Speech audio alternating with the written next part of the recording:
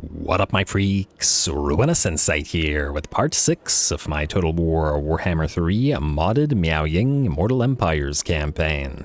So as we saw last time, the dragon is stirring. We were able to advance, 8 turns, some number of turns, and thus essentially fix our economy and most of our public order. And by fix it, I mean make it not negative as it was before. Of course, the end of the episode promptly saw us confederate another faction, the Korean faction here, to the northeast of Cathay, and, we got another army and some nice buildings for our trouble as well, and we would have had to go here anyway, so it's probably good as long as we can counteract this minus 40 control we'll get over the course of the 5 turns. Otherwise, we have declared war on the Blessed Dread, and we'll be looking to fight the Dark Elves as we head our way southward towards that not all-encompassing, but very much needed Lee Temple landmark, as it is pretty critical to our campaign.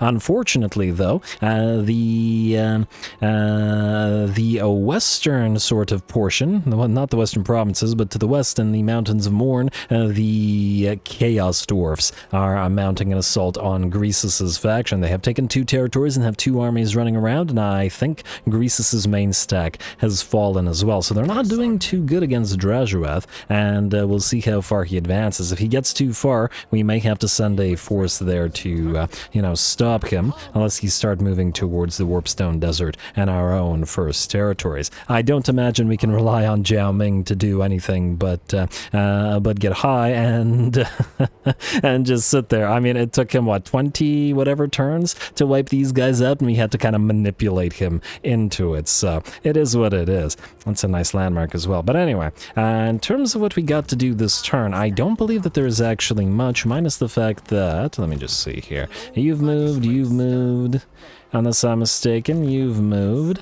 Oh, you're not supposed to move, but yeah, these 2 aren't supposed to move right now either. So I think we're more or less good. There are at least a couple of things that I want to do, however. First of all, let's add the sort of first round of names. Usually I like to wait at least a few episodes to add names because, well, we don't know what units are going to be kept around in what armies, but we know that at least some of these are, so let's get started. Now, first of all, the first thing we're going to do is we're going to get this Jade War Drum on field, the Zhang War Drum. Usually I would put this with a Yuan Bo, Jade War Drum with the Jade Dragon, but I mean, I also feel that Miao Ying deserves the best, and I like the fact that it confers magical attacks to all the range units. The guns of Nan Gau with magical support will be quite nice, you got to admit.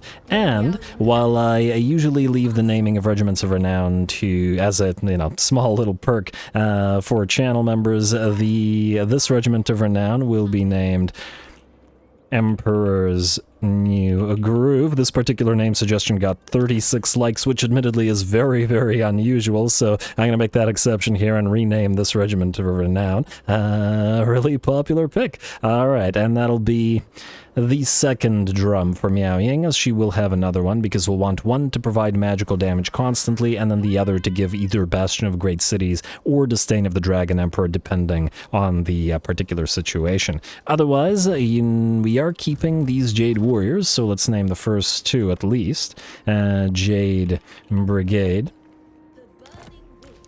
And the Mean Green as well.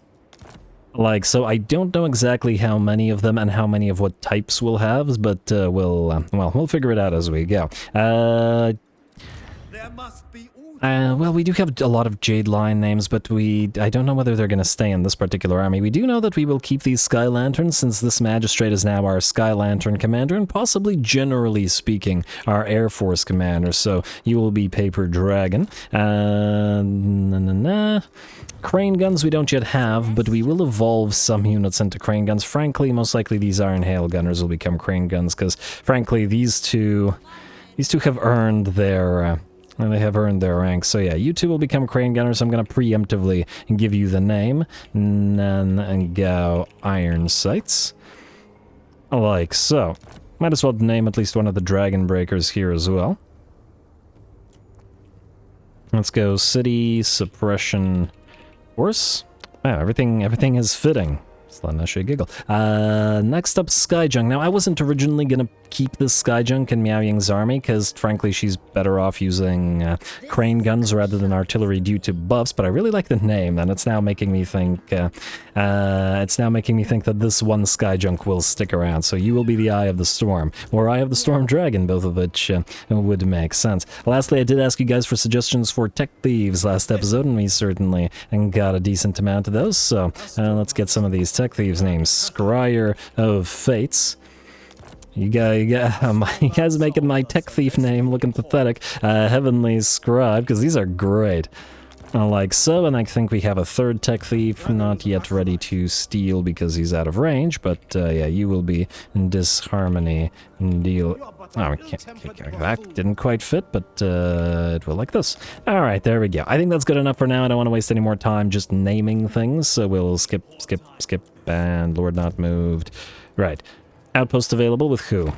Greasus, but Greasus is kind of dying. I'm gonna hold off on this, and actually our money situation is another reason to hold off on it, so let's just end the turn. Like so. And we do have that crane gunner upgrade available, and we have the tech and the building now, so we can get those up and running when we want. Nakai. I mean, we could temporarily ally with him and betray him, and the other thing about Nakai is this: if we could maybe take territory down here, the jungles, like, we probably don't want territory out of Koresh, and we could just trade it potentially to Nakai. I do wonder how much territory he has, though, and how he'll feel about us possibly fighting the Golden Order, so I'm gonna say no for now, but we'll see. It would be fun to fight the lizards at the same time. I'll think about it. Plus, I imagine the Celestial Dragon Emperor, having been around since the time of the Old Ones, will have some familiarity with the Lizardmen. Alrighty, and we are... what are you doing? You're declaring war on us. Okay, well, that's interesting. Oh, they'll probably attack the Sky Lanterns immediately. I actually like that. Don't bother calling our allies to... Ooh, wait. But if we call our allies to help, we might be able to do missions, neither of which matters for this. I mean, I guess we could do missions for the provinces and maybe borrow one of their armies to confederate them earlier. But we have other methods as well. I'm just more worried about them breaking the agreement right now, and I'd rather not risk that. And, wait, they declared war, but then they didn't attack? What the heck are they doing? Looks like we have yet another battle for this particular army. We're certainly not destroying the Jade Lancers, I'll tell you that much. So, yeah. And we got 2 more Fangs. Nice little force, but we do want the XP on these guys so that we can evolve them. So, yeah, let's give this a read. There is a stench in the air, the unmistakable aroma of cooking bones. Oh, we already read that one. Fight. We just started this journey, so auto-resolving is probably a bad idea, isn't it? It's such a small army. The thing is, if we get badly damaged in the auto-resolve, we'll get completely screwed, because this guy has 8 turns to move, or 7 turns now, I guess. So I think we're going to fight it, small fight or not.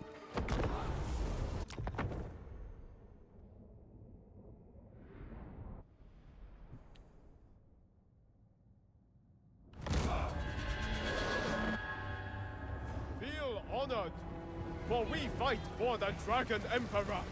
We fight for the Moon Empress. Alrighty, here we go. Random pile of huntsmen in here. It's still not a particularly good unit, but, you know, they're anti-large, and so they might be dishing out some damage. In fact, I'll be interested to see how they compare to the peasant archers in this particular army after the battle is over. Anyway, we've been starting a lot of the episodes in this particular campaign with the battles of caravans, and this episode looks to be no exception. Not a bad thing as we ease our way into this particular fight and a particular episode as well. Anyway, over on the right flank we have deployed our gyrocopters, who are going to use those steam guns of theirs to fire upon the nobblers and drop some bombs upon them as well. 1 and 2 on 2 units of nobblers, and with those 175 kills, 17k damage, and both of those units are in relative bad shape. Looks like the enemy has moved forward with its saber tusks and its It's Ogre Bulls, but they're not getting through the Jade Warriors, at least not easily. And what the heck are you doing, Huntsman? And while they're not getting through, we're going to continue pincushioning those big old units, especially the Mournfangs, which absolutely tower over our units. This one's probably going to go down soon because it's taking a lot of arrows to the everything. Alright, come on, bring it down. Moving some of those peasant spears in to help as well, and yeah, man, you can certainly take a heck of a lot of arrows. Oh, I see one go down, but I expected it to have been you. There you go, and oh, it kind of tosses him back. Do they always do that? And wait, so he did he get impaled by the thing on the back? This is a very bad design. I just realized this. Why would you want this thing with this big old spike right into your back like this as you're mounted on this thing? This is very interesting. I never noticed that on the Mournfangs before, but anyway, this Mournfang unit is pretty much done for. The bounce power at about 80-85% in our favor. The gyrocopter is still firing into the backs of those units of nobblers, and unfortunately the huntsmen seem to have been at least a little bit distracted by our units, by the youth slaughtermaster here. Speaking of the huntsmen, wait, let me just see here. I was curious about this. Not the Jade Warriors, the Huntsman. 1 kill, 8,300 damage versus Peasant Archers, 12 and 800. They're doing about the same. Well, Huntsman beat some, and then did about the same as the best one. If you're not doing much better than Peasant Archers, you're probably not worth it, especially since, oh, we could try to check out whether it can be upgraded. Wait, would Huntsman even be upgradable into anything?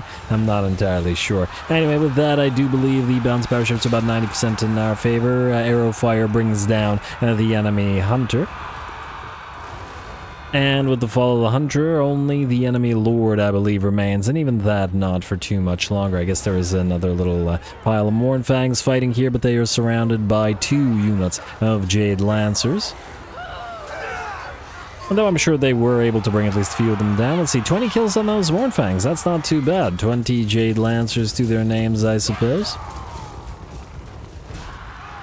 But considering the cost and the tier, I imagine that we still got the better of that particular exchange. And this particular exchange is in this entire battle in the first place.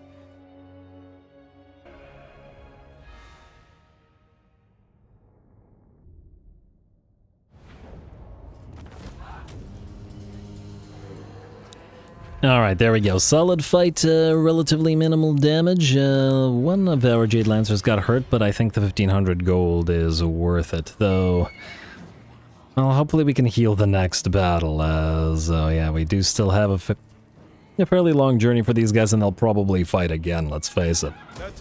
Pardon captives for the cash, and that's it. Alrighty, a technology has been completed so that Yin Hex and, oh, what the heck? Pestilence Scheme, okay, thanks for that game. Control for Administrator, good, there we go. Base missile damage plus 20% for Yin units, some Zintian corruption, and that's it there.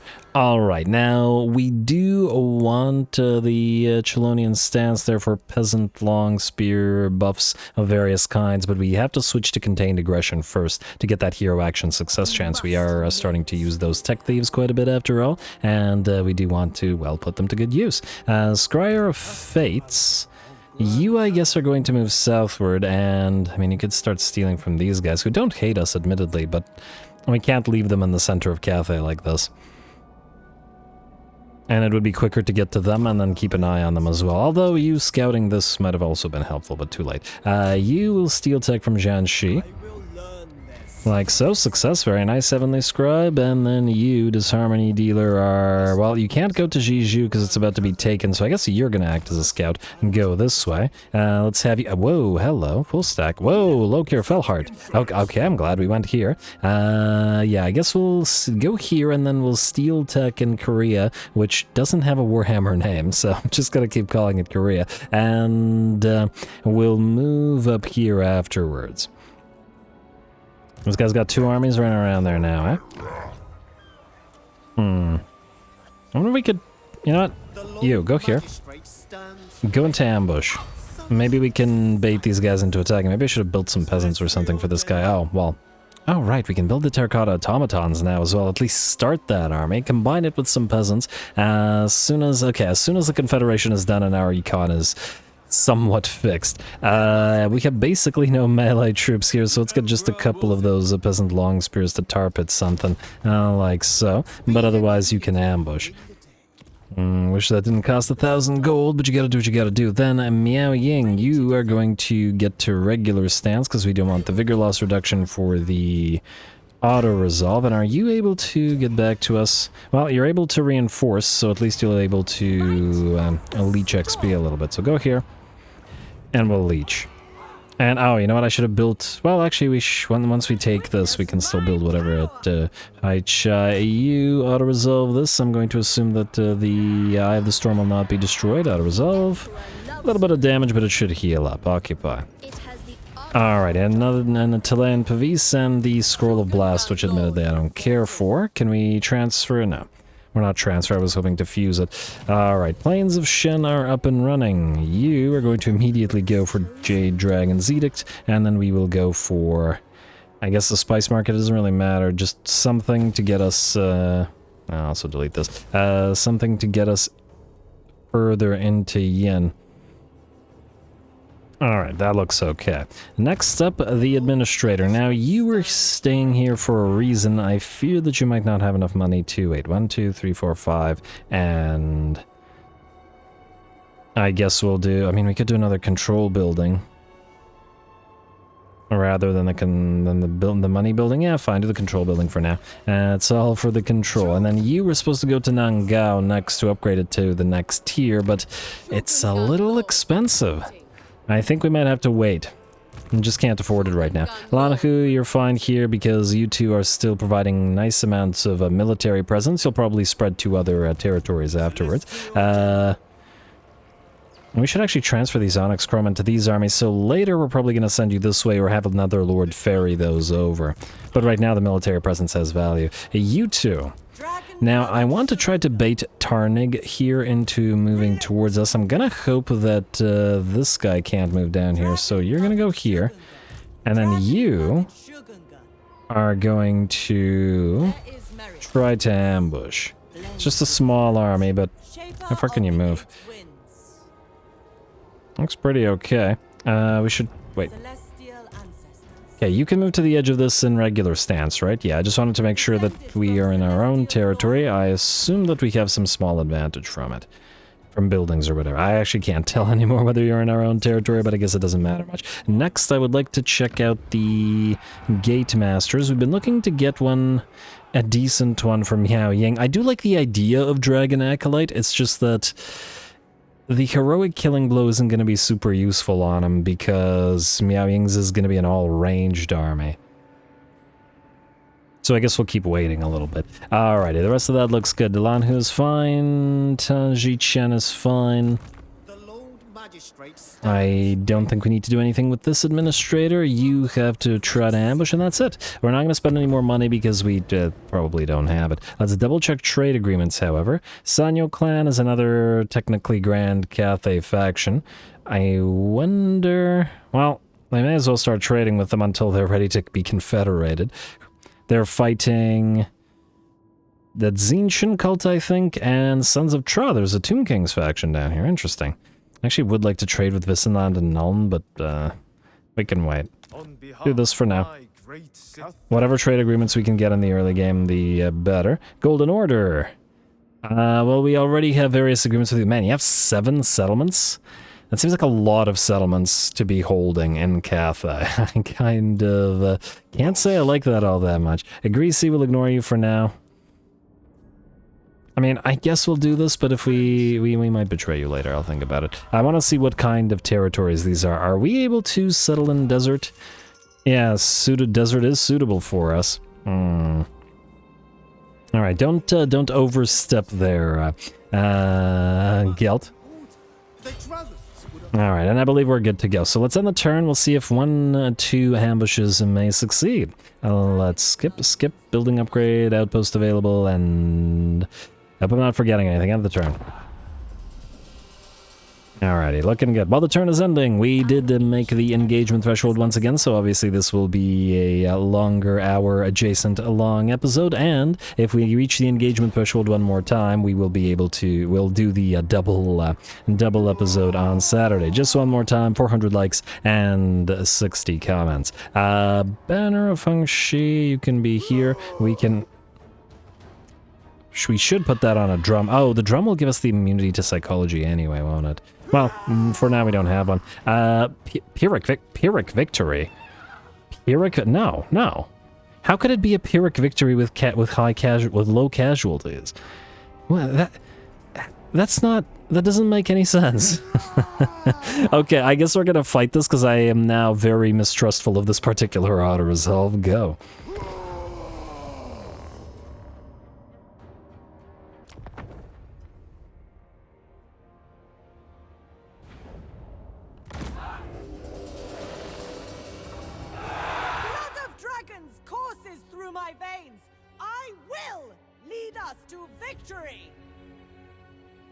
Alrighty, here we go. We're going to start the battle off with a nice volley from our Nan Gau Grenadiers into that unit of Dread Spears before switching to the Black Ark Corsairs as the rest of our units charge on. And the enemy does use Shadows of Anlek or whatever, that Dark Conduit, whatever ability. They had to hit our Iron Hail Gunners and strip about 30% of their HP, but they do get a couple of nice volleys into the enemy Beastmaster. Here come the Jade Lancers and the Peasant Archers and the Grenades all at once, and the Jade Warriors will follow. Dragon Breath coming in into the biggest blob of the enemy units, and I mean, this is an ambush, and a lot of those grenades smashing into the tree there, but plenty dropping in among the Dark Elves as well. Anyway, we have a lot of cav in this particular situation, and we can hit the enemy from pretty much every direction. Also, with the enemy blobbed up like this, it means we can use Heaven's Flash to hit a ton of enemy units. And there we go.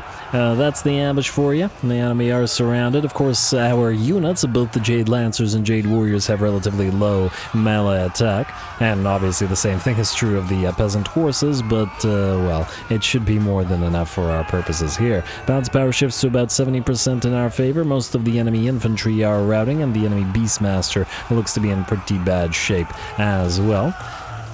But ambushes do tend to be generally relatively quick, though after the Beastmaster we still have two Masters, I believe, regular Masters we need to take care of, and they actually gunned down the Beastmaster there. Well done to the Iron Hail Gunners. But yeah, there's a Master here, a Black Ark Reaver here, and another Master out there.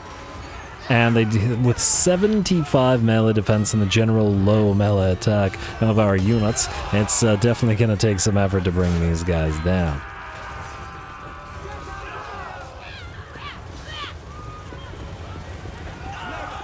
Alrighty, and is this Master attempting to escape? It looks like he is, but the Black Ark Reaver is still in the fight, and probably will be for a while, especially if it's just horses, or peasant horses that are surrounding him. Out here, another Master who we are trying to surround and chase down. And in fact, I think, I think the entire enemy army has routed, with the exception of the single entities. The Lord is dead, so it's just 3 heroes holding on against our entire army. And, by the virtue of them holding on, they were able to use their army-bound ability again. Oh, wait, actually I'm wrong. There is a unit of Black Ark Corsairs that are still in this fight, and in the fight, by virtue of being so surrounded by the cavalry, which are blocking each other with their mass, that they're not getting any attacks in, which would explain it. Anyway, one of the Masters attempted to rout and then is going to charge on back into those Jade Warriors. Let's watch them exchange blows for a few seconds under this lovely tree.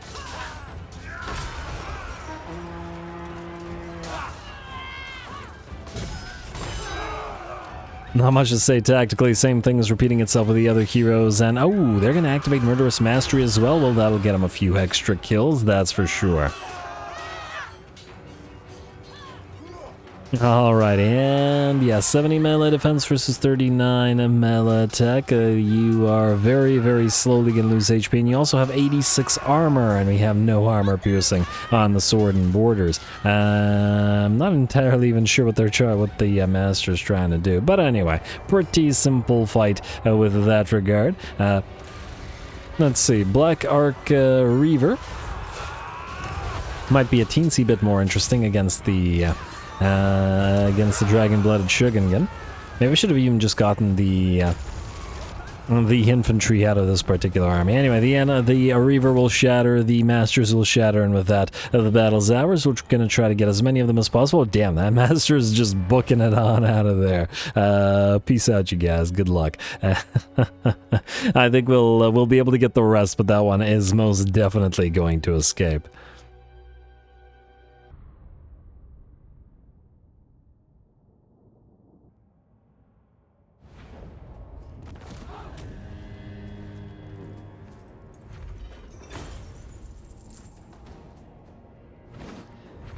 Alright, I could not begin to tell you why the AI or the auto-resolve thought that could possibly be a Pyrrhic victory, especially in ambush, and why it thought that this was anything like a close victory, because in no way was it anywhere close to a close victory. But it is what it is. The auto-resolve is wacky, and maybe it's probably, in fact, it's probably the peasant horses. The auto-resolve is just thinking, they'll all die, and that's bad. Wow, plus 20 leadership. Is this useful to us in any way?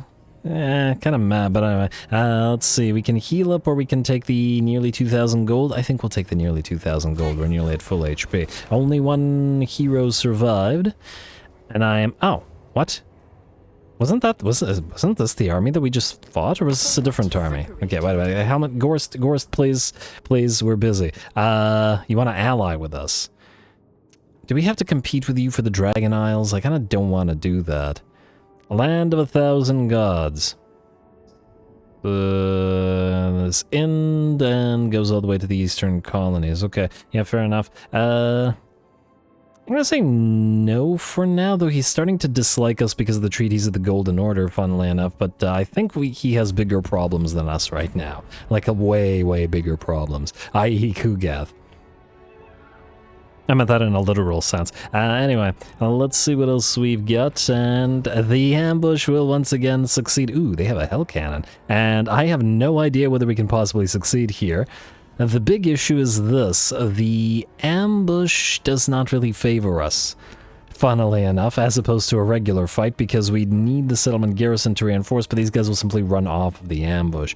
On the other hand, after the Marauder horses are dead, and the Hell Cannon is dead, the Paper Dragon and the other Sky Lanterns, well, the enemy will have no recourse and nothing they can do about them. Either way, I think it'll be interesting. Go.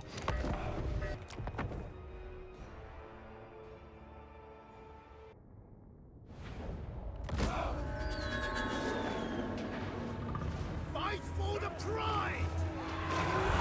Guardians of order! The defenders of harmony!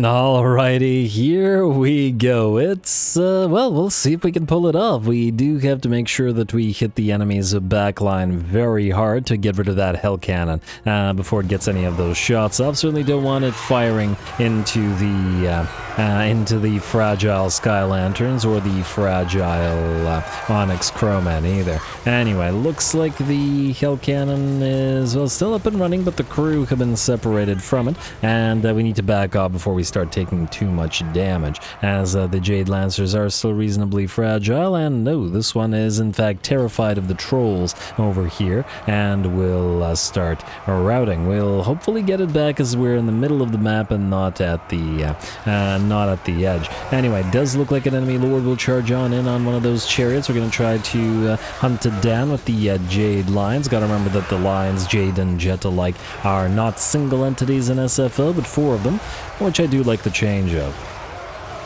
And, oh, look at them rolling around. They're so cute. I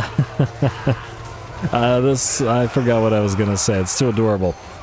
Alright, we are going to use the lions as the sort of cav units for our terracotta army. Especially since it'll also take a while to get up to terracotta sentinels, and also because they're expensive, but frankly the entire terracotta army is going to be stupidly expensive, and I'm not so sure that we'll be able to lower the costs. Anyway, I'm going to get that lion dragon breath, or whatever that thing is called, on the Jade Lion's Breath, yeah, okay, that's kind of lazy. But anyway, through the enemy army. And otherwise, are just trying to do our best to block off as many of the enemies as possible. Fireball smacks into one of our Sky Lanterns. Searing Doom comes down on the big blob of enemies, but, well, the battle is hardly over. We can see most of the enemy units are still in the fight and are still trying to move towards our archers. Most of our army is in the air, after all, and the Sky Lanterns, well, they're sniper units, technically. And they do, well, they do damage, but not a lot of damage, or at the very least they dish it out too slowly. Well, just keep firing at the enemy below. At least they look really cool floating overhead.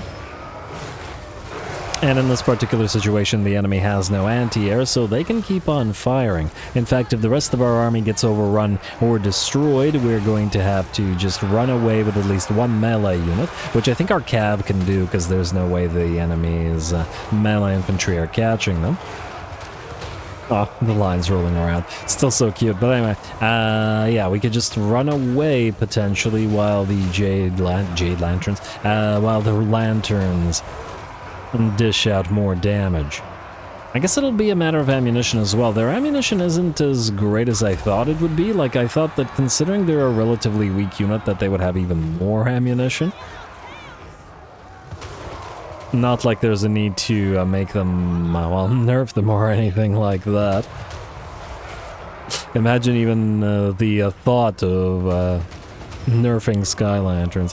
It's just silly. But I am still excited to see what heights we can take them to, and gotta think about what buffs we could potentially give them in terms of their capabilities. I'm gonna have to take a look at the tech tree as well. I'm not so sure that there's anything, any kind of aerial support that would help them out all that much.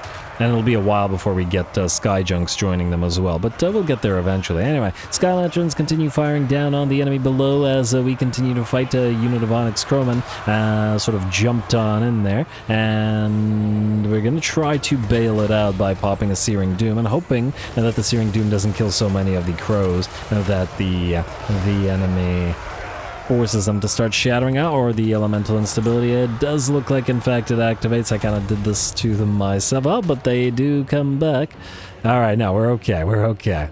I just gotta be careful with them. Otherwise, the balance of power is at about 90% in our favor. Some of our reinforcements have arrived, which will include some horses and a Wuxing War Compass. Don't have any of those yet, but we will.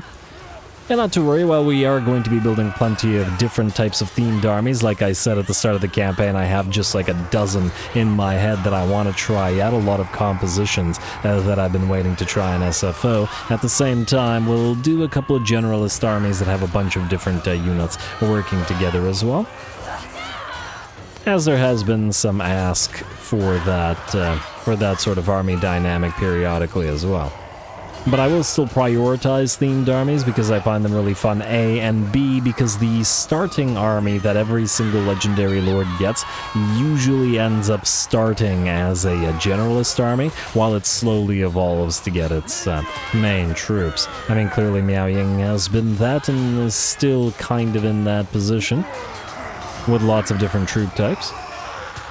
Anyway, these frickin' Chosen are just not going down, and they are hacking their way through those poor Jade Warrior crossbows. We have no other melee, so we have to use the Jade Warrior crossbows to hold them back while our Sky Lanterns continue periodically shooting them. Our Lord Magistrate is also having to attempt to hold, and the same thing goes for the Celestial General, all just trying to keep the enemy units locked in place while we snipe them from above.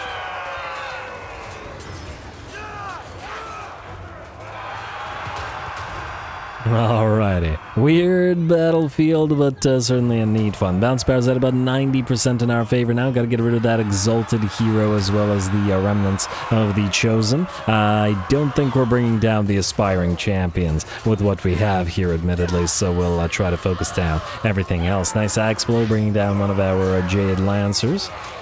But like I said, pretty much everything has to act as melee here, and just to keep the enemy locked down. Unless we wanted to run away and then slowly work our way through them with the Jade Lanterns, or just Lanterns. I keep calling them that. I'm gonna have to name one Jade Lanterns, aren't I? But they're not green. Come on. But anyway, with that, it looks like the enemy army will in fact break. We did take severe damage on several of our units because, well, it's pretty clear why. But hey, we managed to pull it off with Lantern Army. Go figure.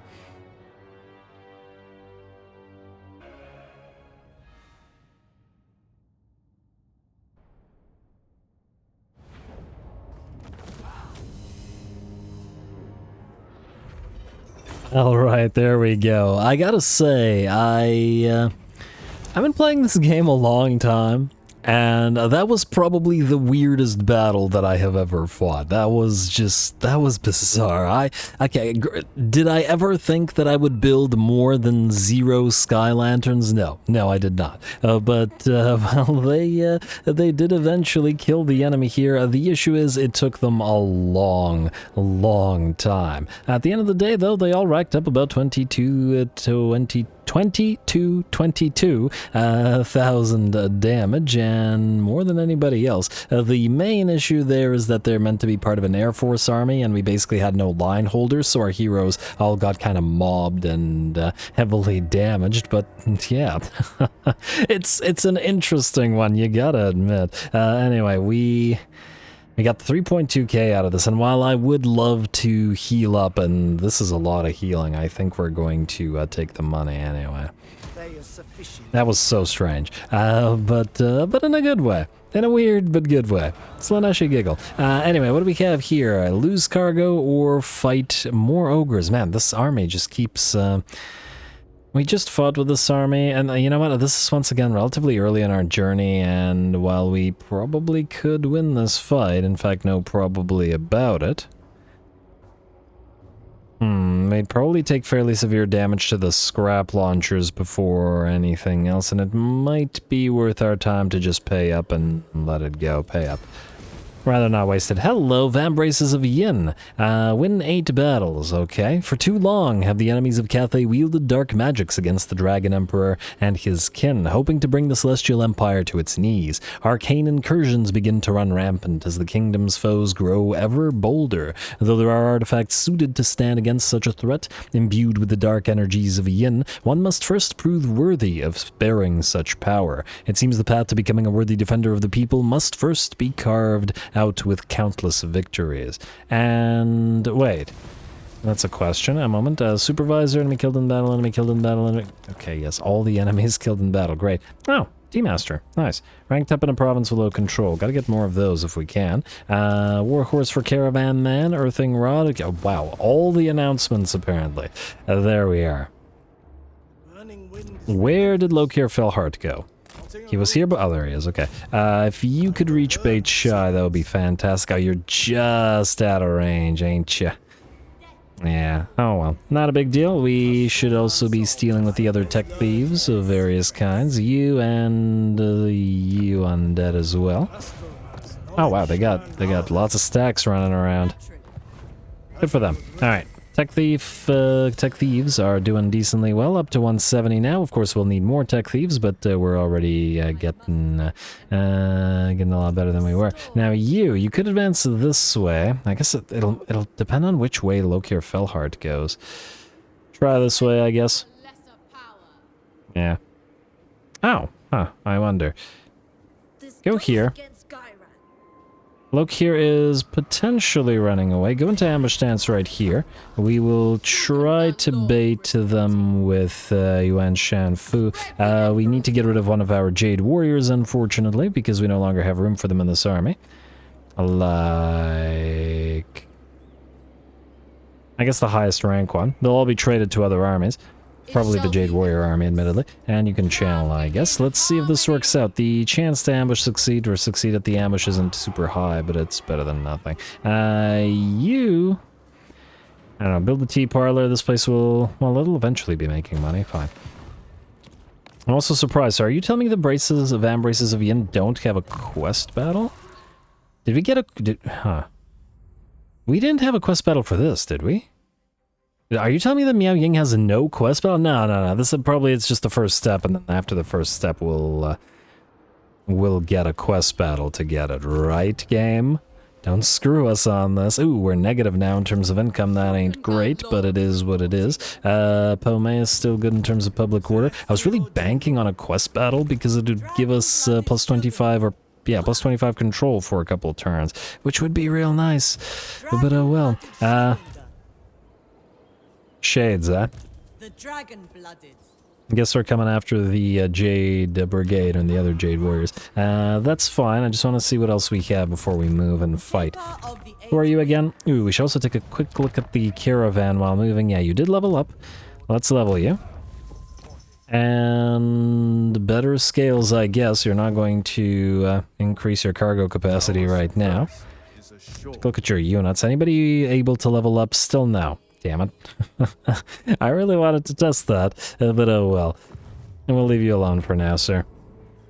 Who's next? You. Oh, right. We may as well keep advancing this way. And, okay, you built one peasant. Transfer. I mean, help with the auto-resolve, I guess. As weird as it probably will still be. I hope there isn't a full stack sitting at Wolhai, because if there is, it's gonna it's not gonna go so well for the lanterns. Do we heal? It's a minor amount of money, but it's also barely any healing, so maybe not. Alright, advance. And a Lichbone Pennant. Nice find, though. Alright, that worked out. And then you can go here. Can we see far enough to see if there's anybody over there? Pyrrhic Victor. Oh, you gotta be kidding me. Okay, fair enough. We'll have to manually fight this, or do we want to watch the Sky Lanterns slowly obliterate enemies again? Possibly. I'll think about it. Let's see what else we have to do this particular turn. So the tech thieves have moved, and that was the last guy that had to move. Who are you again? Oh, right, you're the leader, or the follower army here, with the Cathay Stalwart, which is definitely going to come in handy. I would like to see the... okay, nothing new, or at the very least, nothing interesting. Check building buildings. We're... what the heck? Force of the Moon, -6. Oh, it's because of the rating. Oh, damn you, AI. It'll do anything to annoy us, won't it? The rest of this, I think we can more or less just ignore. I mean, we can start technically upgrading all the contemplation gardens everywhere, I guess, if we really wanted to. Wherever this guy is, for example, you can return briefly... oh, you're already in the Shrine of the Alchemist. Fine, upgrade them to level 2, and we can upgrade the town to level 2 as well. These towns are good, the Contemplation Gardens are leveled up. I did want to upgrade Nan Gau, and that does kind of remain the case, so I guess you'll go here then. Go to March Dance while you're at it. Go to Nanli. We'll upgrade Nan Gau, and hopefully not break the bank too much, though it is fairly expensive. Like so, 3.5k. A Snake Gate will be ready in 6 turns, Dragon Gate in 3 turns, and Turtle Gate in 4 turns. So I guess we can sort of mill around here, maybe get back briefly to Kunlun and upgrade some stuff here, and then go up north. Though once again, it's not a huge concern until the public order situation is a lot better than it currently is. In fact, we should maybe switch you to the other type. 3.3k? Never mind. We should not switch you to the other type because that's not viable. Alright, you. Or you too. Let's level you up and then let's move. You are... okay, you got your spell work, meaning you're going to go into Inspiring Presence and start to leveling up your units now. You two have both reached level 5. Let's get you Will of the Dragons, and... you got Will of the Dragons, you got Tactician, the other guy I think has 1 point in Spoils. We are the elite. Let's just get... I'm just gonna mirror them, so let's do Spoils, just so that I don't have to consider too much. There's enough thinking. Will of the Dragons for you. And I guess this guy wants to fight this. Curious, but impressive. Close victory, casualties low. It does say casualties low. I'm gonna auto-resolve it, and I'm just gonna hope that the auto-resolve doesn't screw us over. I'm still very suspicious of the fact that it's close victory, but it does say casualties low. It's gonna screw us over, isn't it? Somewhat. It heavily damaged the Gate Master for some reason. That's a new one. And it's a little bit of healing and a decent bit of cash. We'll take the cash again. At least until this confederation is over. Oh, yeah, another brass cleaver, though. That's a very nice pickup. We already had one, and... Huh, both of you have one there. Good for you. Not necessarily in this army again. Or possibly it is if we put more on the Gate Masters, but anyway. You're gonna go into encamp stance to heal a little bit more, and then start moving back this way, because we're gonna have you try to take Jiangxi, hopefully before Lokir moves down there. Now, you can't quite reach it, actually, but you need to stay in our territory, so I'm gonna go right to the edge of this, and oh, you won't be able to break through anyway, will you? We have no siege breakers here. Siege breakers?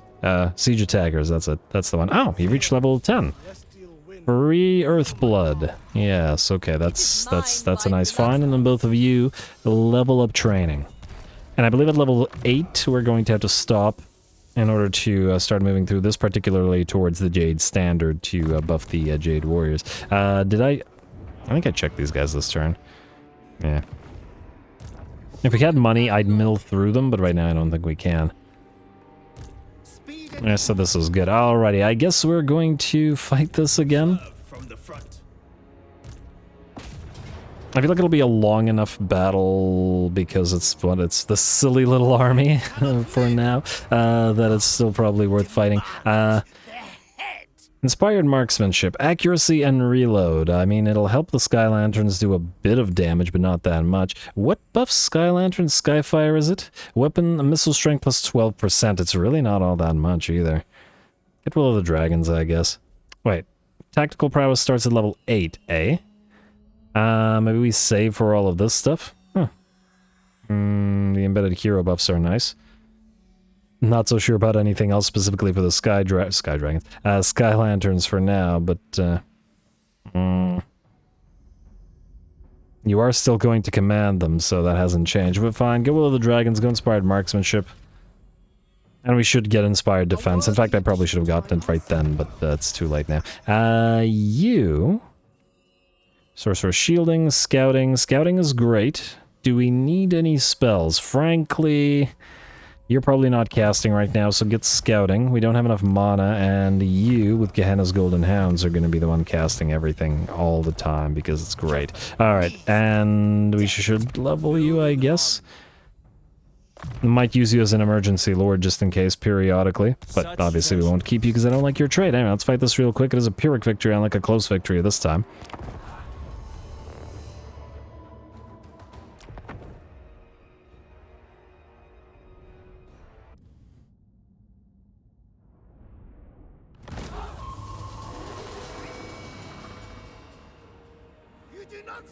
Alone! All Cathay stands with you! Which is a little ironic, because most Cathay, at least most of the Cathayans on this particular map, are hidden in the trees, while the enemy has no recourse as to how to deal with the lanterns. Ooh, I like the different-sized terracotta sentinels that we got here. Oh wow, there's a lot of them on this particular map. Neat. Also, I like on the overmap how some of them are active and some of them are sort of like old and like broken down and stuff. Some of them just sort of stand there, some of them are like partially buried, and then some of them have their like heads moving and all that stuff. Anyway, once again, it's a lanterning time, and we got to bring down this unit of Marauder horses unless they dish out damage to us. What I should have probably done here is actually moved several of the lanterns around so that they hit the horses in the back rather than upon their shield. But all good. It is 5 lanterns, so they will eventually bring the horsemen down. They will, by the looks of it, dish out at least a little bit of damage to some of our lanterns, but once again. There we go. Fire into their backs, into the backs of their heads, etc. Whatever you can do.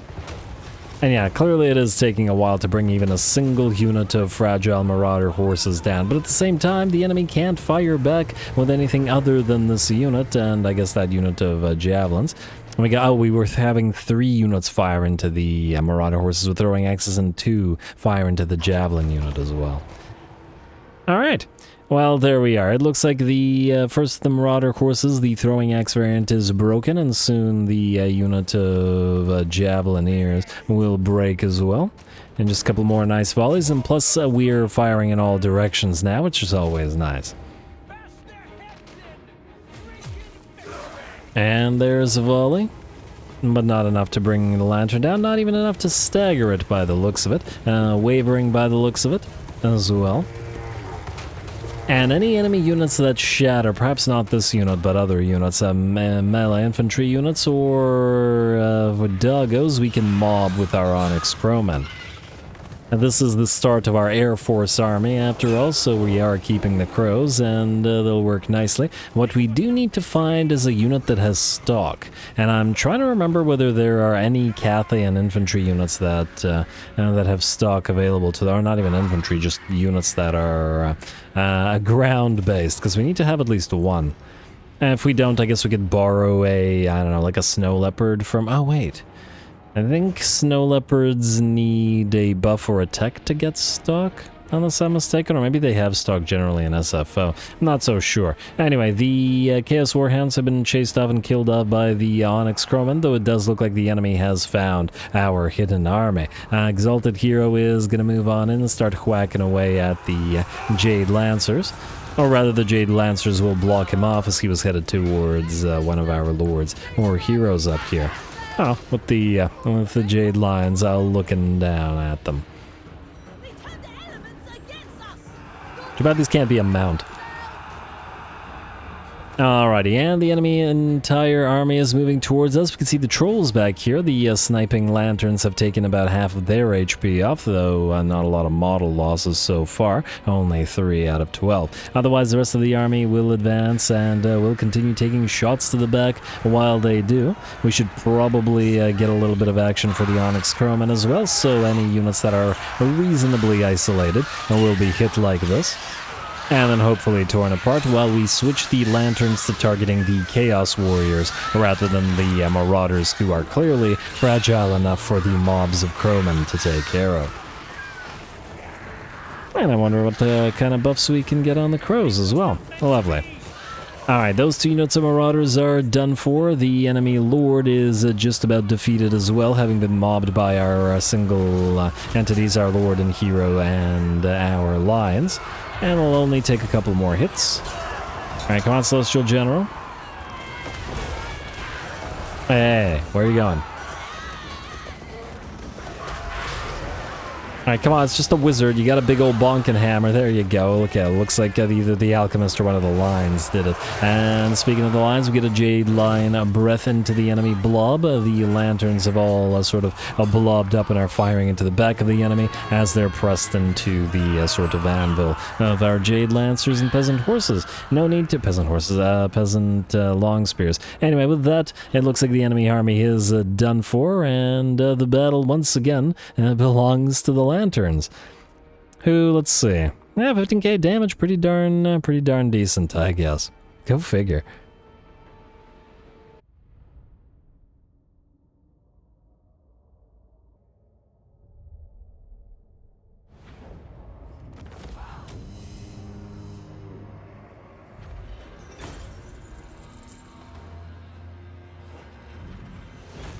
Alright, there we go. Still weird, but yeah, this army won't function until we have a full Air Force. Now, obviously, we'll need Sky Junks among the Sky Lanterns, so the Lanterns can snipe, and the Sky Junks can kill the blobs of the units, and of course the monstrous flyers, the Celestial Lions, the Moonbirds, though we can use Astromancers on Moonbirds instead, perhaps. But anyway, occupy. And Warhorse, everybody gets a horse, and South Yukon is now ours. We will also go for the Jade Dragon's Edict here. And then we got the Clay Pit, which actually might be good for us now. Do we want to get rid of the dormitory? Yeah, maybe we do. Get the salt up and running. We should also probably upgrade the village here. And let's see whether acquiring the new trade good did anything. It did not. Alright, Non-Aggression Pact with Spirit of the Jungle and Caravan of Blue Roses, they're still willing. Barrow Legion, why would we? They're basically dead. And the rest of this I believe we can ignore, including Goldtooth, because he's frankly not doing so well. And we're not going to be too obliging right now. Anyway, other than that, that was the last battle that we gotta fight this turn, is it not? So we're just gonna see if we can't get Lokir Felhart to attack here. If he can actually move this far. There's no guarantee that he can, but we shall see. Anyway, Garrison Lord unassigned skill points, building upgrade available. We know outpost, and another end turn. 1 second. Just wanted to double check the new... we got another one of these defenders. These would be really good for actual, you know, heroes that are in armies. And since they ride moonbirds, that would be really helpful, but we need actual capacity for them, and to do so, I believe we need the Astromancer's Tower, which can't be built in the gates. Which is kind of odd, because these things are pretty high. You'd think you could set up a tower up there, or maybe it's in danger of exploding, and if that's the case, then they're just like, you know what, maybe not. Anyway, I think we can end the turn. Let's see about Lokir Felhard, shall we?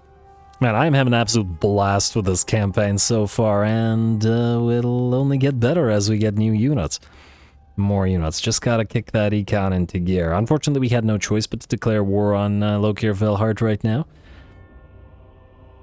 Otherwise, we would have skipped forward another 10 turns to fix up our economy again, but not to worry. We're getting there, and it's not like we're not having a great time along the way. 1,000 treasury versus fighting this tiny battle. This one, maybe we can just auto-resolve. I'm gonna hope that this doesn't screw us over. Come on, let's see what this does. Not too bad. I love the money, but I think to save us the time, we had to, and just venerate. Alright, faction destroyed. Technology researched, plus 20 armor for peasant horses, but that's not what we wanted. It's the contained aggression. Oh, wow. Peasant levy edict takes 5 turns? Why is it so expensive?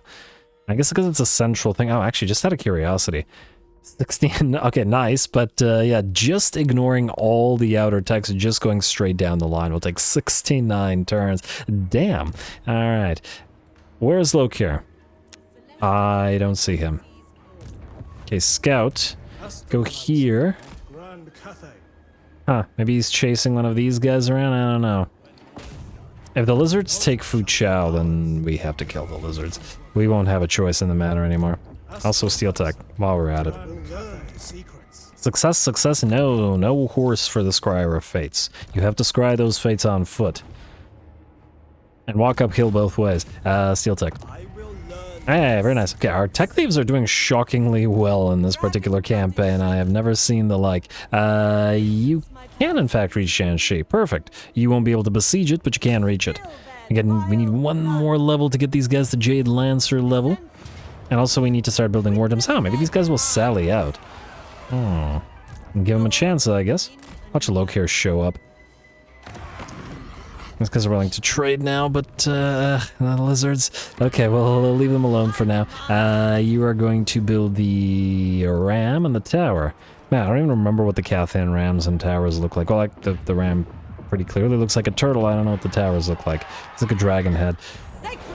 You know, I probably could have predicted that one. But anyway, Miao Ying, you can build crane gunners, or you can transform these guys into crane gunners, but I don't think we can afford to do so right now. Fei Sha appears to be outside of Beit Shai, which doesn't really help us. Oh, actually, or does it? Wait. Beit Shai is poorly defended, meaning we use Yuan Shan Fu to attack, and Miao Ying to reinforce. Well, then she can move out and kill this Black Ark. Or is this even a Black Ark or just a random lord? I don't really care. They'll die either way. You go here.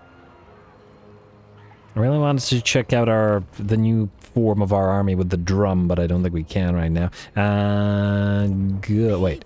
Go. No. Regular stance. Go. And so if the auto-resolve doesn't screw us. A little bit, but we'll deal. Occupy. Fireball. And Miao Ying. Kill Fei Sha.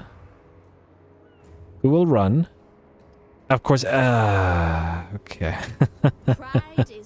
So if we do this, we'll be mostly out of the movement range. Oh, and if Lokir is nearby, I'm not sure we can. Risky. Because we can't see him. Oh, he's right here. Maybe he can't? I don't know. Okay, well, if this gets you killed, Yuan Shan, I'm sorry, but I feel like we should hunt you down, so go.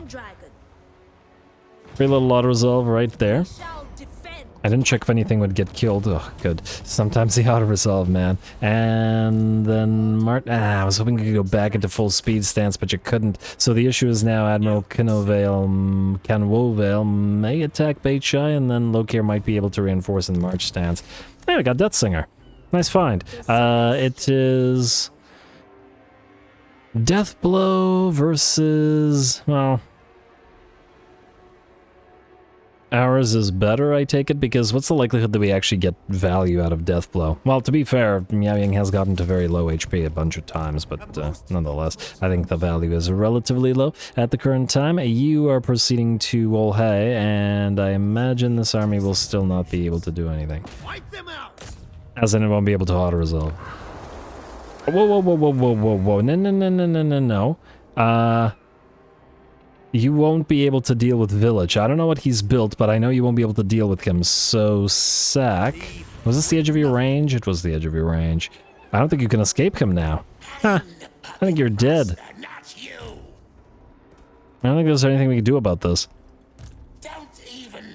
The only possible thing is if he can't actually reach us, but I think he can. You can't go into March stance, so you can try to occupy the place. Does that do anything for us here? Wait. Actually, there's one thing we can possibly do. You are going to sacrifice yourself by taking Wolhei, and you are going to back off.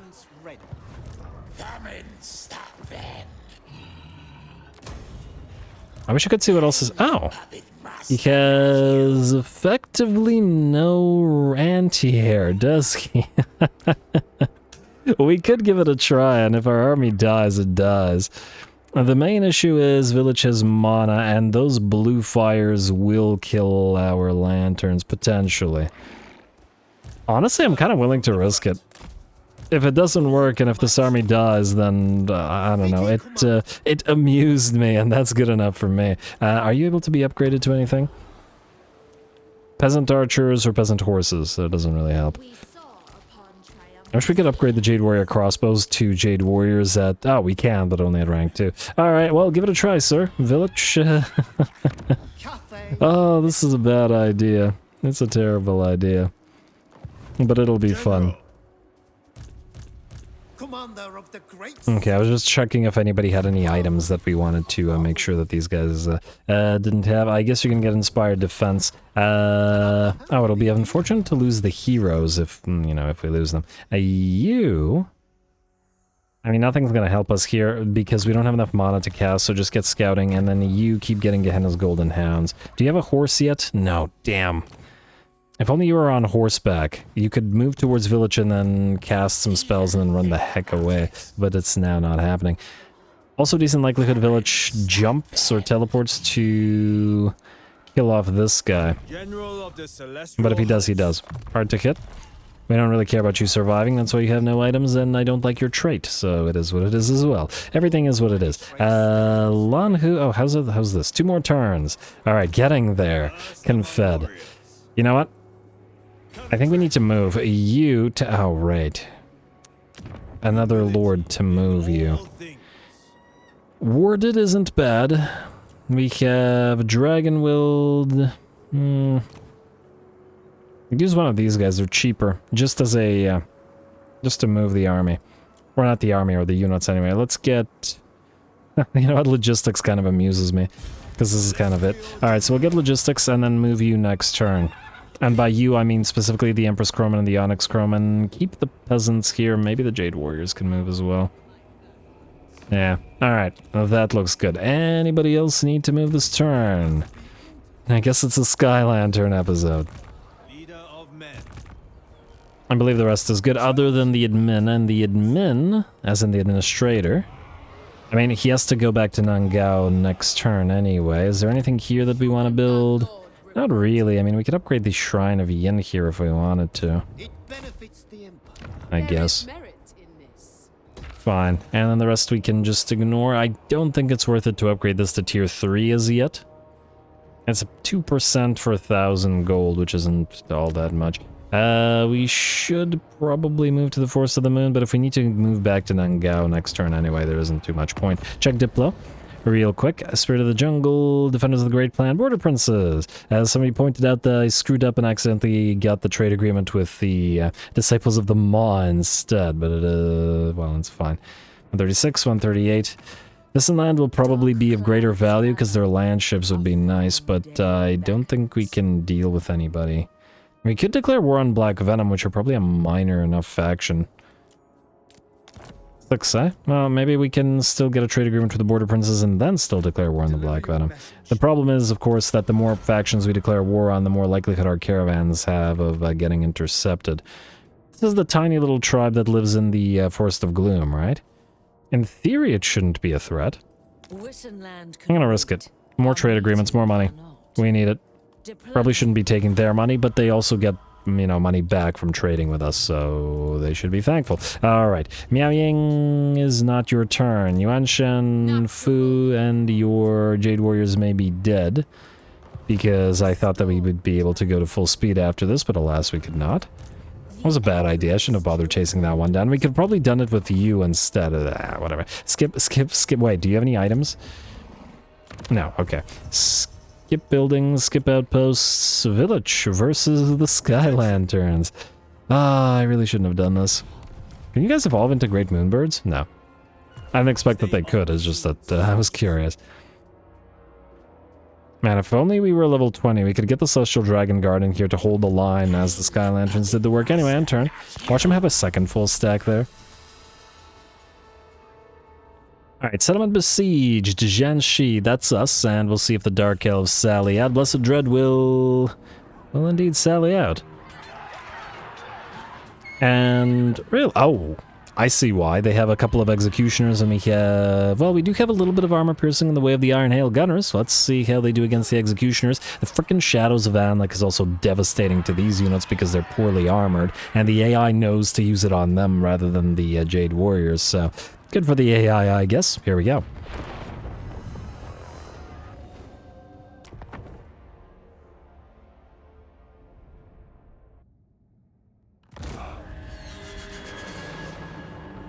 Upon our triumph, we shall bask in the dragon's immortal love.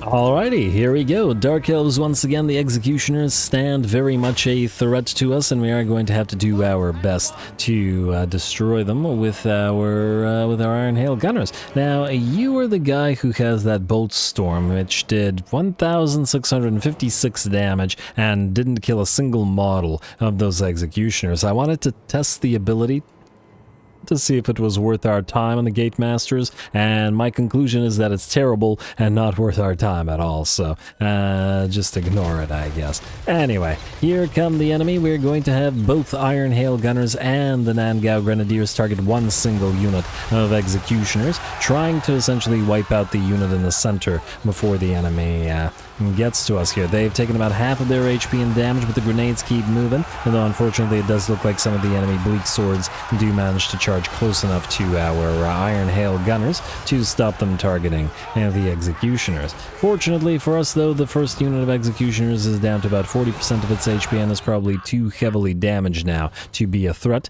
though the other unit has arrived and has begun hacking their way through the Jade Warriors like nobody's business, unit losing decisively after all. In the meantime, we've got Cav as well, which have looped around and gone through the other choke points and are now going to hit the enemy Dark Shards, of which there are 4, and Black Ark Corsairs, of which there are at least 2.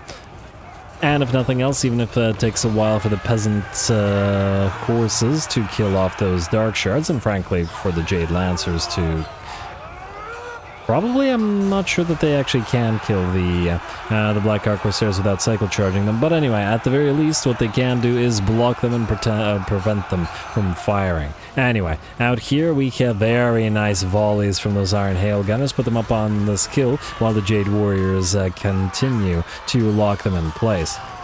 Can't be letting them swing those Drake around. And it looks like those shotgunning Iron Hail Gunners do manage to break the second unit of Executioners and delete the other major threat. Black Ark Corsairs were still in the fight against the Jade Warriors, but by the looks of it, not for too much longer. And with the enemy range units taken care of, they do lack the support that might enable them to win this. Otherwise, we are still fighting the Death Hag, but we are going to move to intercept what other units remain with our Jade Warriors. I do like this color scheme on the Dark Elves. Alright, we have the Death Hag still fighting here against our Gate Master. I haven't seen the Gate Masters fight previously, so at least not in melee so much. Huh. Was that the Dragon-Blooded Shogun's attack? Because the Dragon-Blooded, they're kind of just standing there. Weird. Okay, well, either way, the Death Hag is done for. We're going to get a nice quick heal from the bound Earthblood that we have now, but the fight is not yet over. The Black Ark Corsairs are at the very least still in the fight, and several of the Dark Shards haven't shattered as well. Just got to keep them busy for a little while with those Jade Warriors, and darn, they do manage to get their murderous prowess off to start attacking us. Not a huge deal. Fortunately, we didn't get to experience the Executioners with that murderous mastery on them. We did get to see Blackguard of Nagaron with murderous mastery, I believe, the other episode, but, well, the Executioners would have been even worse for this particular army. Alright, just a little bit more action against the enemy Dread Spears. We're probably going to have to wait out the entire duration of that ability. We'll get a little bit of help going with that Dragon's Breath, and try not to clip too many of our units with our own Iron Hail Gunners. Keep in mind, once again, that the Iron Hail Gunners are temporary in this army. This is our Jade Warrior army, but until they are sufficiently buffed to the point that they can fight, and until they have drums, they are going to need the help of the Iron Hail Gunners and the Nan Gau Grenadiers. Though they won't need that help in this particular battle, as with that, the enemy army shatters and the battle is ours. Obviously, the peasant horses were running around in the background, chasing down any enemy units that were routing and ensuring that they shatter, and will continue to do so to make sure that this entire army is destroyed.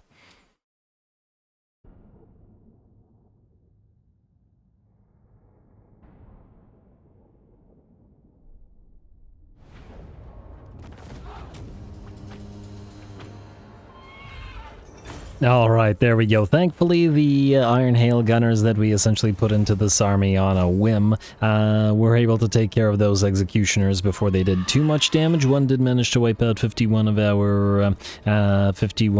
our units of Jade Warriors, but otherwise, it's okay. I mean, it's a pretty horrific matchup. The Great Weapon Armor-Piercing Tier 4 Harganeth Executioners versus the Tier 2 units here. Anyway, we have destroyed the entirety of the enemy army, which means we don't have to waste a turn as we are able to occupy the place. Now, with that victory comes a likely loss, as Village the Curseling will attack the Lanterns. But it should be a pretty fun fight, if nothing else. Yeah, I don't imagine he can snipe a village. It'll be a matter of how many lanterns he can bring down with each cast of the Blue Fire of Tzeentch. Maybe if we can... And how long we can hide with the rest of our forces remains to be seen as well. We'll have to get rid of the dogs so that they don't chase down the units. Yeah, it's gonna be interesting. That's for sure. Either way, go.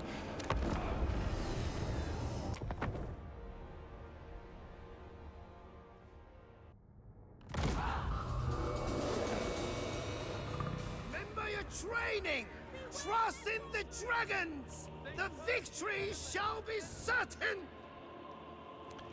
Alright, we'll see about that, but you're wishing you were up on a lantern in this particular situation as well. And we're going to have to see if we can pull this off. Though I suppose even if the enemy does kill everybody, the lanterns can't escape because it's a settlement battle. So it's a do or die here. Still, we'll see how effective the lanterns can be against a proper decent stack. Though once again, the issue with the chaos stack is that it doesn't have too many ways ways to deal with our aerial units, at least not this particular stack. I do wonder whether the AI will start building a ton of anti-air based on what it's encountering here.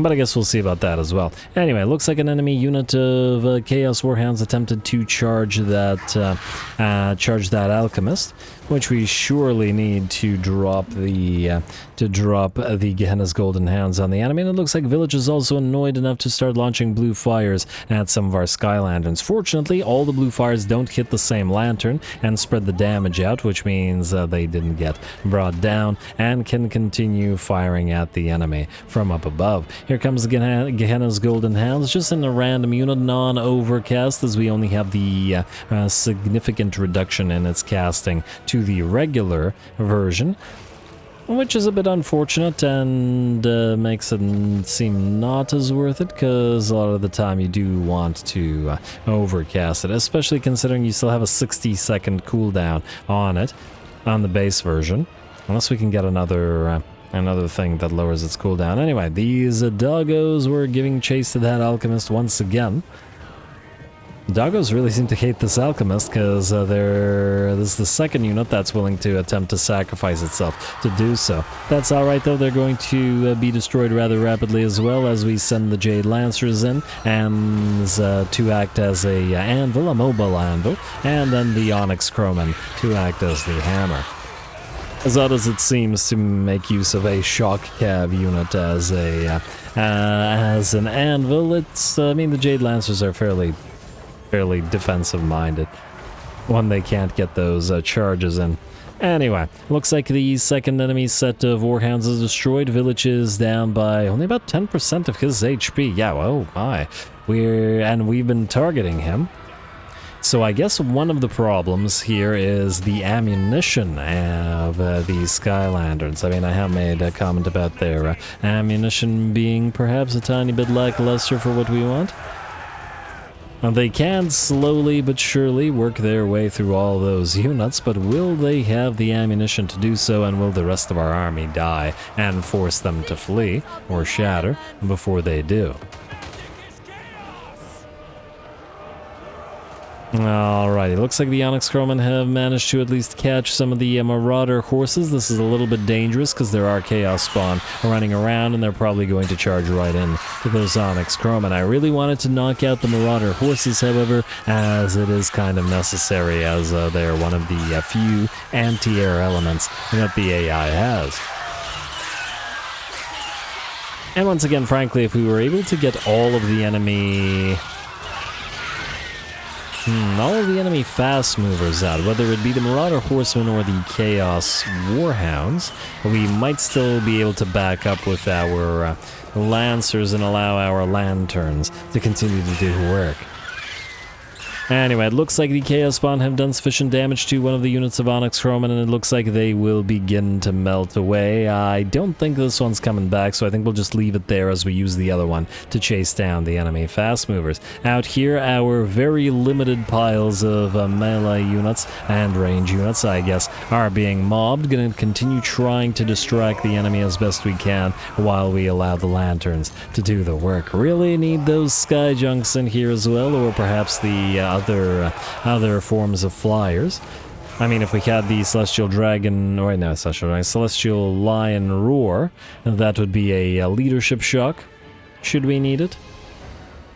We could have the Vortex of the Moonbird coming down right on top of this blob. We could have the Charge, as we've already seen in our caravans for our caravan battles of the Great Longma. But we have none of those right now, so we just have to rely on what we got. Anyway, another Gehenna's Golden Hounds comes down in a big old blob of enemy units. The village is down to about 30% of his HP now, so slowly but surely the Lanterns are doing work, even though they're down to about half of their ammunition, maybe 60%. And there are still a lot of enemies running around, and the balance of power does still remain in their favor. Still, they are kind of milling around. We're trying to sort of lead them by having them chase down the Jade Lions. Unfortunately, Might have been a mistake on my part. I didn't realize quite how fast the lions were, and that's with the idea of using them as cav for our construct army, but we probably could have just ran them away from this rather than having them sort of sit and fight. I mean, granted, we can... We can build them now, so we did confederate them and we do get them, but yeah, I think they're trapped now. Chaos spawn on all sides. But they are keeping the enemy locked in place, which means more damage from our lanterns, who at this point have pretty much killed off Village. He's down to 468 HP. A couple more of those blasts, and man, that must be irritating. Alright, 160 HP, come on, don't let him escape, and down he goes. Activates that portal and books it on out of there. Oh, lovely. Well done to these Sky Lanterns. Unfortunately, our Jade Lions are pretty much done for. And perhaps we, when we rebuild them, somebody thinks of a good name to commemorate this particular battle, this weird and interesting battle. We should apply it to one of the Jade Lions. In whichever army, or armies, there's probably at least 3 armies where we're gonna put Jade Lions. Definitely Construct Army, definitely Fire Army, and then possibly another army as well. Well, probably Yuan Bo's army, because I feel like he should have some himself. Anyway, last of the Jade Lions surrounded by all those Chaos spawn, and damn, there are a lot of Tzeentchen spawn. They are more numerous, I think the most numerous of the Chaos spawn at 24 units, unless I'm mistaken. Yeah. They are kind of tiny, though. Aw, poor little lion.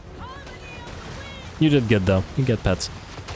Alrighty, anyway, how's that balance of power looking? Has shifted to pretty much even, 50-50. Our Lord is heavily damaged, and our Alchemist is getting off field now. She doesn't have a horse, and thus has gotten caught by the Aspiring Champions, who have 40 move speed. Actually, faster than I thought they were. So at this point, everybody's just trying to get away to outpace the enemy while the Lanterns continue to do their work. That said, we can see the Lanterns are down to the last maybe 20% of their ammunition. If they run out, can we win against what's left? The thing is, the Aspiring Champions, there's no way, so we have to try to kill everything but the Aspiring Champions and force them to rout. Once the Lanterns run out of ammunition, won't be able to do much of anything. I mean, we can probably send a full stack of Onyx Crowmen and Aspiring Champions, and they'd probably have a very difficult time dealing with them. Which might be a fun thing to test out. Alright, how are we doing? There's Chaos Warriors of Tzeentch. Damn, these guys have a lot of HP as well. 18k max. Slowly but surely plink away at them. And do what you can.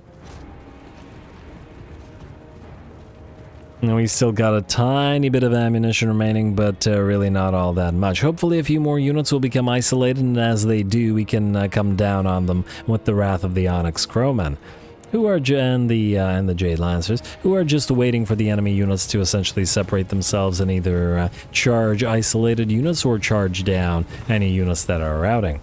Good on the AI for keeping this unit of Tzeentchen spawn together with this Marauder Spears of Tzeentch, or Marauders of Tzeentch with Spears, whatever. Though I think the AI is probably not doing this on purpose, and in fact the Chaos Spawn were moving towards the Jade Lancers. I figured for a second that the Chaos Spawn might be shadowing the spears while they rout to make sure that we wouldn't be able to capitalize on that. Anyway, looks like we only have a few shots left on most Lanterns. The bounce power has shifted even further in our favor, but it's gonna be close. And we'll be out of ammunition before we know it. And yet the Lanterns keep firing, bringing down most of those Chaos Spawn. This one's down to 5 units now and pretty much done for. And it looks like just barely the Aspiring Champions and the Chaos Spawn, or the Chaos Spawn, will be destroyed. The Chaos Warriors of Tzeentch will shatter, and the battle is ours. I gotta say, I wasn't expecting to win this one, but I'm pretty happy by the fact that we did. This bizarre army, I guess, lives to fight another day, at least until it bites off more than we can chew. Or it can chew. Anyway, gonna get a few more volleys into the aspiring champions, and actually the lanterns do pretty good at firing on the aspiring champions due to their low model numbers. And in retrospect, I think what I should have done is maybe gone for the aspiring champions with the lanterns first before Village. Village is also very, very slow, and we would have had to chase him down anyway. Or rather, he would have taken a very long time to get to our army, so we would have been able to snipe him after those aspiring champions were gone. Anyway, once again, well done to the lanterns.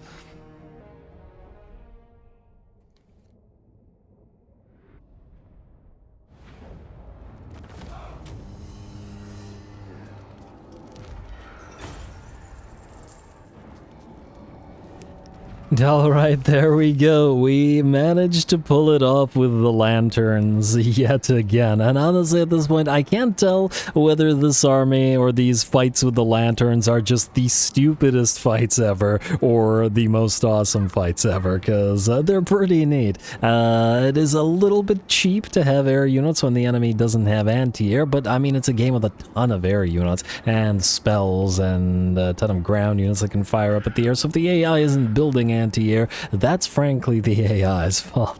Good job to the lanterns yet again. They even sniped a village. We did have to sacrifice our Jade Lions, one of our Jade Warrior crossbows, and one of our Onyx Crowmen, but pretty worth it, you gotta admit. 3,000 gold? Yeah, we'll take it, and that's 4,000 total after that. We should be able to chase down that army as well, though I'm willing to bet the auto-resolve won't like the lanterns doing anything, so I'll probably have to finish this little army off between the episodes, because it'll be a waste of time otherwise. Anyway, there we are. And, oh, Miao Ying, you got those Van Braces real quick. What did that replace? Oh, that replaces your healing potion, doesn't it? Wait, so you don't have a quest?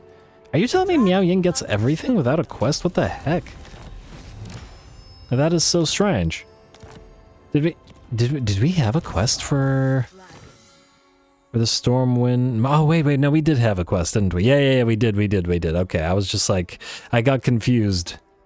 But anyway, this is a nice find. Upkeep, reduction, melee attack, and defense. Actually not crazy good for her ranged army, but the Van Braces of Yin debuff is great. The problem is it loses her healing potion, and she will be very much reliant on that regeneration from that Von Karstein blade, and of course the spells as well, but yeah. Anyway, with that, folks, we are out of time, and I'm going to call this episode here. It was an interesting... Oh my. Would you look at that? These guys have taken a lot of territory. They have Fucheng as well, which gives us nothing faction-wide, eh? I was hoping to take some of these territories to trade them to the lizards in order to get the... Li Temple. I mean, we don't really care about these because they're yellow territories, so Li Temple is the only one. I mean, I guess if we take Li Zhu and then trade it for Li Temple, but then how the heck are we going to get Chi Mai from these guys to complete the province? I also wouldn't like it if the Golden Order took any of the undead territories either, but they are free to move down southward into Kuresh. Do we get anything at the Temple of Elemental Winds? Surprisingly, no. So it's just Fucheng, which is kind of a terrible landmark compared to the others. Anyway, that'll be something that we have to give some thought. As we can see, our economy is starting to rise once again. Confederation debuff will end next turn, though looks like the Great Bastion threat has started to rise once more due to the fact that we have used the compass toward, or set the compass toward the Celestial Lake, and we'll likely have to deal with some of these guys next turn. Or next episode. You can start moving over there to reduce the construction cost of this as well, and this will unlock Terracotta Sentinels. Very nice. We do want to get that Terracotta Sentinel and Automaton and just generally Construct army up and running as soon as we can. And we have the Celestial Defenders as well. Overzealous defense, eh? Flanking immune armor, we'll see. These guys are the construct dudes, and we definitely need to get them going. Slaneshi Giggle as well. Anyway, calling it here. I'm rambling because it was a really weird and fun episode. Hope you guys enjoyed those lanterns. It's not something I've ever done, certainly. I never thought I'd build these guys, but I guess, well, we're rolling with it. May even build one more. It'll be a while before we get sky junks in the army because they need to be tier 5, so there is that. And the lanterns are, if nothing else, cheap. Do we have the ability to build birds of any kind? We can build the celestial lions to sort of help the onyx crowmen, because we'll need something to hold ground. Also, we need more ammunition on the sky lanterns, clearly. Is there anything that gives us additional ammunition? I'm not sure. I guess we'll find out later. For now, more on Miao Ying to come. Stay tuned. Don't forget to leave those likes and comments below for the longer and possibly double episode tomorrow. All glory to the algorithm. And thanks for watching. Sky Lanterns.